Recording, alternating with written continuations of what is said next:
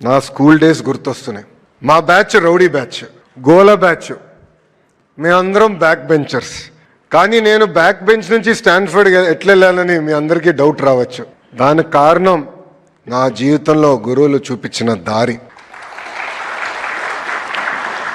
నా స్కూలింగ్ అంతా నేను హైదరాబాద్లో భారతీయ విద్యాభవన్లో చేశా. చెప్పే కదా మాది గోల బ్యాచ్ అని.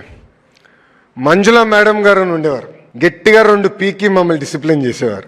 దాని తర్వాత మా ప్రిన్సిపల్ రమాదేవి మేడం గారు ఉన్నారు. మేడం గారు ఆధ్వర్యంలో నేను వైస్ ప్రిఫెక్ట్ అయ్యి ఒక డిసిప్లిన్, పట్టుదల, మొత్తం ఒక స్కూల్ని ఎట్లా నడిపించాలనేది మేడం గారు నేర్చుకున్నా.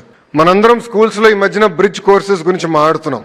అంటే ఏజ్ అప్రాప్రియేట్ లెర్నింగ్ అవ్వట్లేదు, పిల్లలకి బ్రిడ్జ్ కోర్సెస్ కావాలని.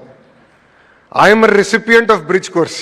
నేను ఇంటర్కి వచ్చినప్పుడు కొన్ని ఫండమెంటల్స్లో నేను వీక్గా ఉన్నానని గౌరవ ముఖ్యమంత్రి గారు నారాయణ్ సార్ని పిలిచి, మా ఆవిడ ఇంకొన్ని ఫండమెంటల్స్లో వీక్గా ఉన్నాడు, నేర్చుకోవాల్సిన అవసరం ఉందంటే